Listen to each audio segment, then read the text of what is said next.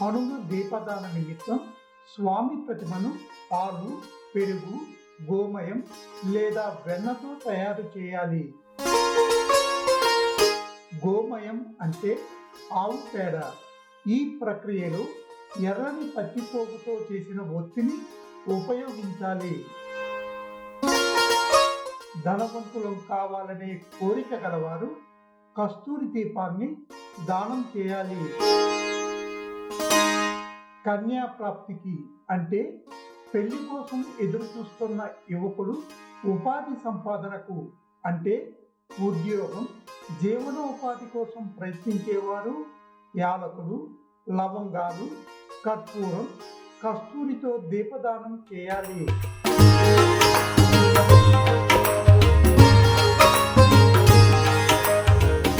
హనుమ దీపదానం ఒక లక్ష్మీ తంత్రం. ఇష్టదైవానికి దీపదానం చేసే విధానం గురించి తంత్ర గ్రంథాలు విస్తృతంగా వర్ణించాయి. దీపదానం మహత్తుతో సాధకునికి సిద్ధి కూడా లభిస్తుందని తంత్రశాస్త్రం చెబుతోంది. మహాబలశాలి హనుమకు దీపదానం ఎంతో ప్రియమైనది.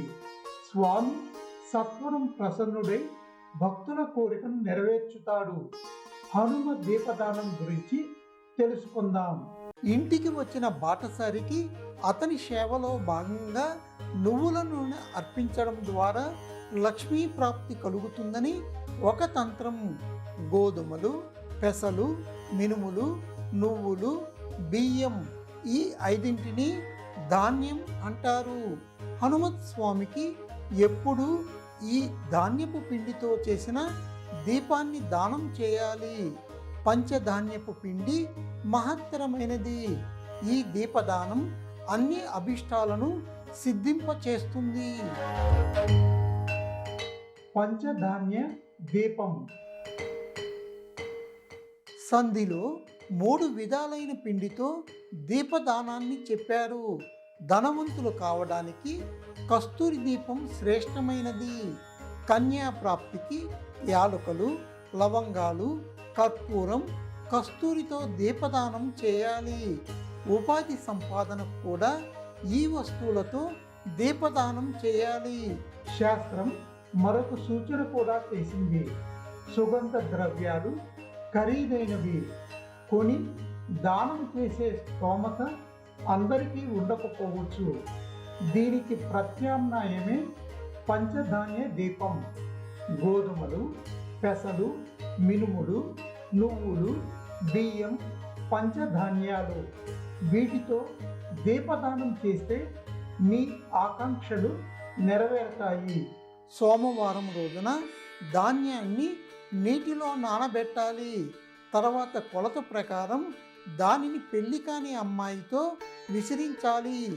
ఆ పిండిని శుభ్రమైన పాత్రలో ఉంచి పవిత్రమైన నీటితో తడపాలి. దీనితో దీప ప్రమిదను తయారు చేయాలి. దీపం వెలిగించేటప్పుడు హనుమంతు కవచం చదవాలి. కోట బీజ సంఖ్య 11 అని శాస్త్రం చెప్పింది. అందుచేత ప్రమిదలో 11 పోగులతో చేసిన ఒత్తిని ఉంచాలి. ప్రమిదకు కొలత ఇతర నియమం లేదు. నడిచే దారి వెంట వెలిగించే దీపాల్లో 21 పోగుల ఒత్తులు వేయాలి. ఆంజనేయ స్వామి దీపానికి వినియోగించే ఒత్తిని ఎర్రని పత్తిపోగుతో చేసే విధానం ఉంది. కోట సంఖ్యను అనుసరించి అన్ని ఫలాల నూనె దీపంలో పోయాలి.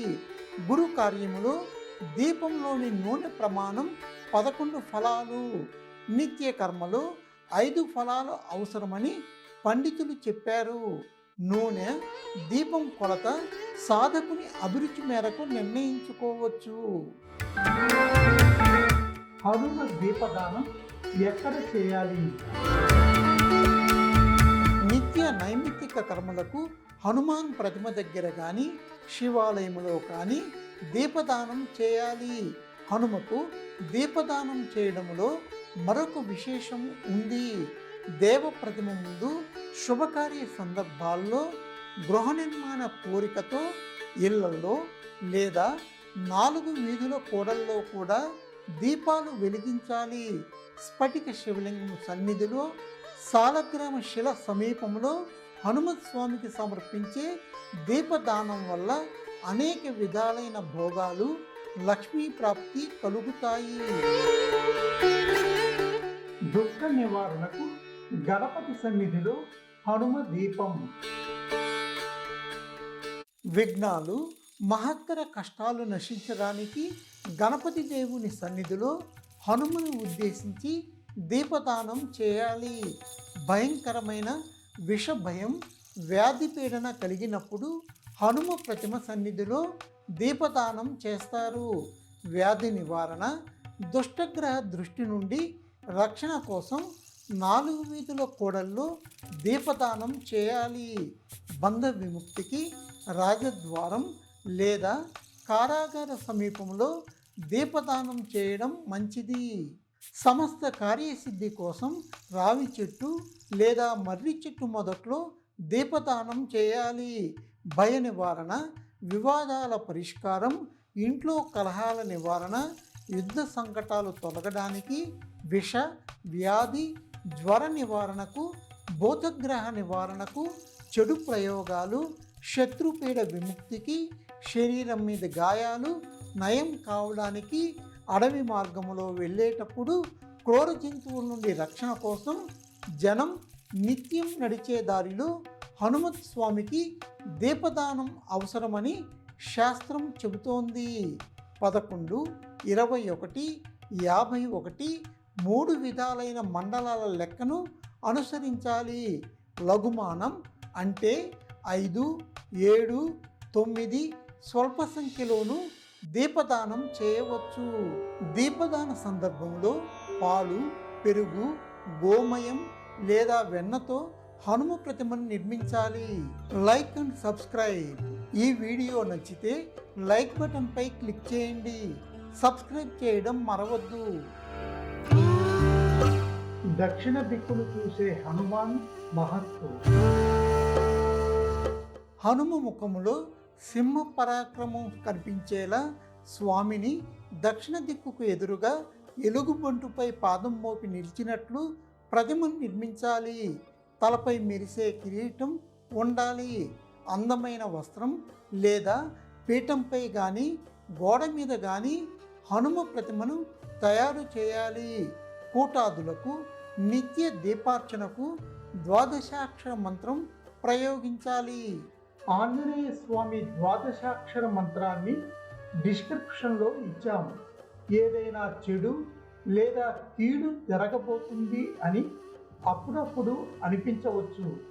ఆ సమయంలో హనుమాన్ ద్వాదశాక్షర మంత్రాన్ని చదివితే రాబోయే ప్రమాదం పక్కకు తప్పుకుంటుందని ఉపాసకులు భక్తులకు నిర్దేశించారు. హైదరాబాదులోని శ్రీ కర్మన్ఘాట్ హనుమాన్ దక్షిణ దిక్కుకు ఎదురుగా ధ్యాన ముద్రలో ఉన్నారు. స్వయంభువు. దుష్ట శక్తుల వల్ల బాధపడుతున్న భక్తులు దక్షిణాభిముఖ ఆంజనేయ స్వామిని ఆరాధిస్తే కష్టాల నుంచి త్వరగా బయటపడతారని శాస్త్రం చెబుతోన్న యథార్థం. హనుమత్ పూజ. ఆవు పేడతో అలికిన నేలపై షట్కోణం చిత్రించాలి. దాని బయట అష్టదళ కమలం నిర్మించాలి. దాని చుట్టూ భూపురం రేఖ గీయాలి. ఆ కమలంలో దీపం వెలిగించాలి. శైవ లేదా వైష్ణవ పీఠంపై అంజనీ కుమారుడైన హనుమద్దును పూజించాలి. షట్కోణంలోని 6 కోణాల మధ్య హౌం, హ్రస్వేం, హ్వేం, హస్త్రౌ, అస్కఫ్రేం, హౌసం ఈ 6 కూటాలను పలకాలి. 6 కోణాల్లో బీజ సహితంగా 6 అంగాలను రాయాలి. మధ్యలో సౌమ్యను ఉచ్చరించాలి. అందులోనే పవనాత్మజుడైన హనుమత్ స్వామిని పూజించి 6 కోణాల అంగాలు 6 నామాలను పూజించాలి. కమలం అష్టదళాల్లో క్రమంగా ఈ వానరులను పూజించాలి.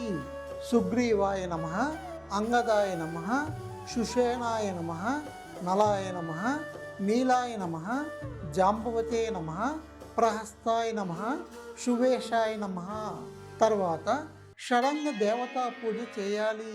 అంజనా పుత్రాయ నమః, రుద్రమూర్తయే నమః, వాయుసుతాయ నమః, జానకీ జీవనాయ నమః, రామదూతాయ నమః, బ్రహ్మాస్త్ర నివారణాయ నమః.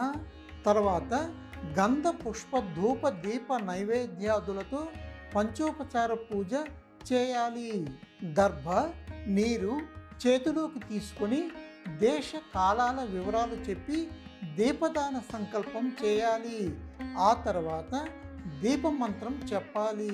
ఉత్తర దిక్కుకు ఎదురుగా 6 సార్లు దీపమంత్రాన్ని జపించి చేతిలోని నీటిని భూమిపై వదలాలి. అనంతరం చేతులు జోడించి మీ శక్తి మేరకు మంత్రజపం కొనసాగించాలి.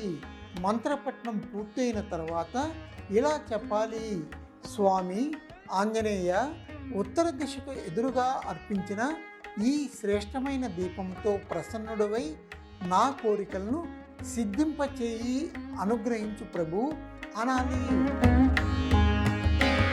హనుమ పూజకు 13 ద్రవ్యాలు: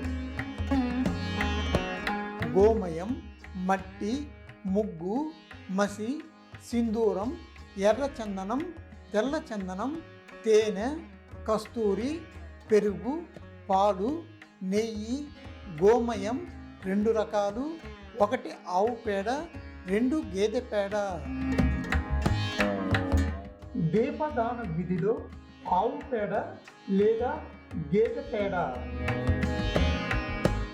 ఏదైనా వస్తువు పోతే తిరిగి దానిని పొందడానికి చేసే దీపదాన విధానంలో గేదె పేడను ఉపయోగించడం మంచిది. విదేశాలకు వెళ్ళిన వారు తిరిగి రావాలని చేసే ప్రయత్నం, భవనం సంరక్షణ, శిశువును కాపాడుకోవడం, దొంగతనం నివారణ మొదలైన వాటి నిమిత్తం ఇచ్చే దీపదాన విధిలో ఆవు పేడను వినియోగించడం ఉత్తమం. ఆవు లేదా గేదె పేడను విసర్జించేటప్పుడు నేల మీద పడకముందే తీసుకోవాలి.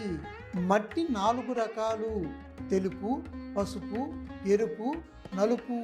అందులో గోపీ చందనం, కాషాయం, హరతాల వర్ణాలు తీసుకోదగినవి. హనుమ ప్రతిమకు గేదె పేడ వినియోగ ఫలితం: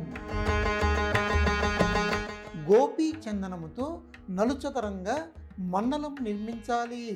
దాని మధ్య గేదె పేడతో ఆంజనేయ స్వామి ప్రతిమను ఏర్పాటు చేయాలి. మంత్రోపాసకులు ఏకాగ్రతతో హుం బీజాక్షరం పఠిస్తూ హనుమాన్ వాలం ముద్రించాలి. తర్వాత ప్రతిమకు అభిషేకం చేయించి బెల్లంతో తిలకం దిద్దాలి. సాలవృక్షం జిగురు కమలం రంగుకు సమానమైన దానితో ధూపం స్వామికి చూపించాలి. 5 ఒత్తులతో నూనె దీపం వెలిగించి అర్పించాలి.